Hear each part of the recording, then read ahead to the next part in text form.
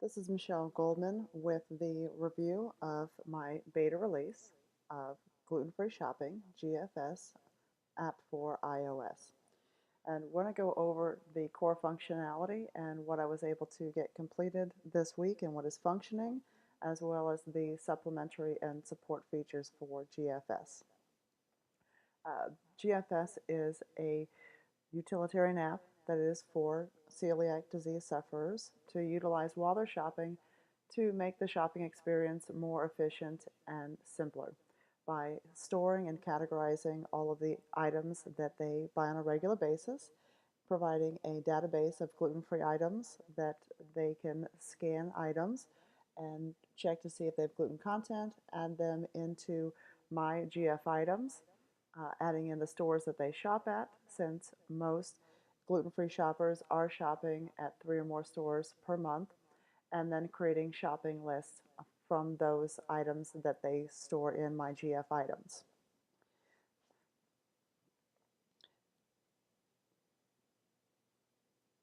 So let's first log out so that we can go through the login process.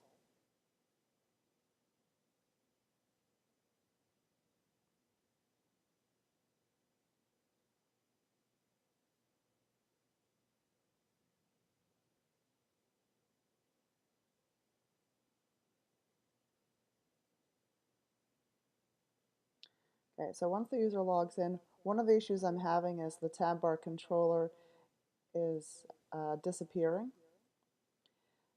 And then once I relaunch the app, then the tab bar controller is appearing at the bottom of the screen, and that is a bug that I'm still having. So on the main screen, we've got all GF items, and those are the pre-populated gluten-free products that we provide to our users. Right now, I do not have the individual images for each item. You'll see the item name and the category that it would fall under. I also do not have a sort feature at the top of the list yet to be able to sort alphabetically or by category. Another issue I'm still having is being able to populate the detail view with the information from the selected table view cell. We do have the ability to like a product or dislike a product. I know that we wanted to implement, say, like highlighting whichever rating that the user would choose. Did not have time to implement that. We also have social sharing. So you can share with Facebook and also with Twitter.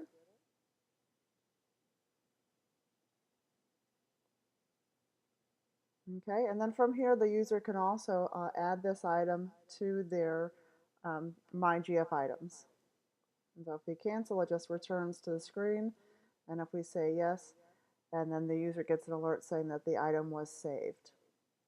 So if we go back, what you'll see in the navigation, the colors have been modified so that any of the links are light gray, and then everything else in the app that is gold is just like a highlighted feature.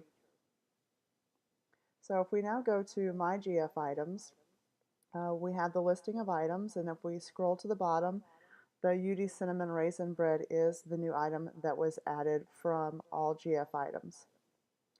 Now you'll notice in this list also I do not have the sort feature here yet that would allow the user to sort alphabetically or by category or even by store.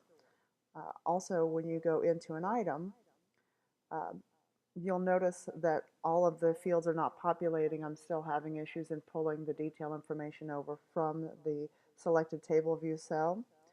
We've got the same features for the rating here as well. And then also for the social sharing. And from the My GF Items product detail view, then you can edit, and then you'll be able to change category, the store, which is pre-populated with all of the stores that are already stored under My Stores, and then the in-store location where that product will be found. I did run out of time and did not get to implement the save feature, my intent was that once the user would come in and edit the details of an item, then a alert would pop up with the option to then save those changes. There is also an option to add this item to the list. So you could enter in a list name.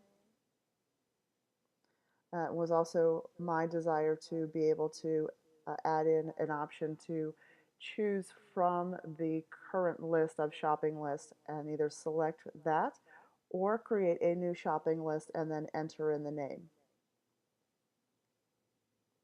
And that is giving me an error right now since I did not get a chance to finalize all the changes in adding to the list.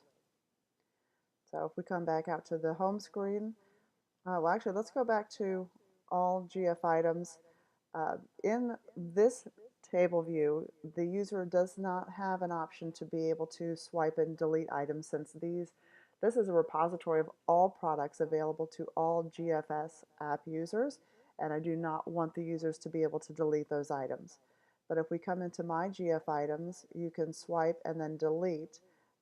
What we'll do is we'll delete that item that we added in, and then the user will get an alert to make sure that they do want to delete that.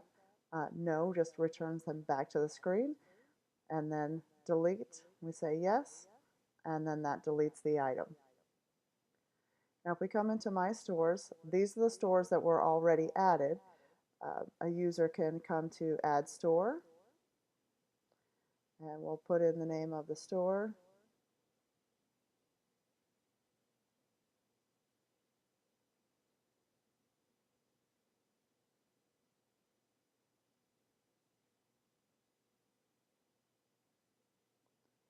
And then we'll save that. We'll get the alert saying that the store was saved. And then it will populate at the bottom. I've noticed that the parse backend does take a few seconds for that to update.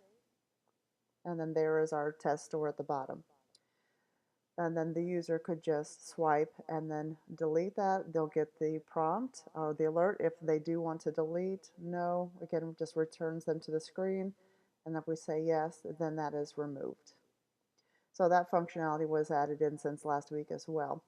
And then also under my shopping list, still building that out, so I do not have the detail view being able to go into the list and see all the items that are added to the list. We can add a new list, and we'll save that, and you get the alert saying it was created, and there's our new list, and then again the user can swipe and then delete that list. Now under the top rated products, I am still having some issues with that table view controller where I can only get to one of the items in that table view cell, and I'm getting the user information that rated that product, but the comments are not coming through. It's the same issue I'm having throughout on all of those detail views. We do still have the options to share socially, so that is here as well in addition to having the rating of the products. And then these will just be the top 5 rated products of the GFS app users. Going into our menu, the menu I did not really perform a lot of changes in just because of time constraints. So I know that we were looking to consolidate the login and settings and also the contact and send feedback. So it's my hope to be able to do that in the upcoming week. But I did change the navigation as far as the color for the navigation buttons. And if we come into top products, nothing really has changed here. This is just a static table view of the top 7 rated products that I'm pulling from Parse. GF Resources, this also has not been changed as I'm having difficulties in getting each individual table view cell when it's selected to load the individual website. So I am continuing to work on that as well. Okay, and lastly, we want to look at the scanning feature, which is one of the core components of GFS. So if we go to the scan item, and then we can put the scanner up to a barcode. You'll see where barcode and the product name fields change. Then we can say save item, and then it brings that information over into the detail view. This also has not been completed as far as the build out, so it's showing pre-populated image, which is used throughout the app right now, and then still have to build out the picker views to add in the category, store name, in-store location, and then add the comments. And then it would say save, and ideally it's going to save the item into the items and then go back to the previous screen, so that way the user could then scan another product if they wanted to. The barcode number and product name already reset to be prepared for the user to scan another product, and then they would just go back to the barcode, and there we go. And that is where I'm at with the GFS app for right now for week 2. Thank you very much.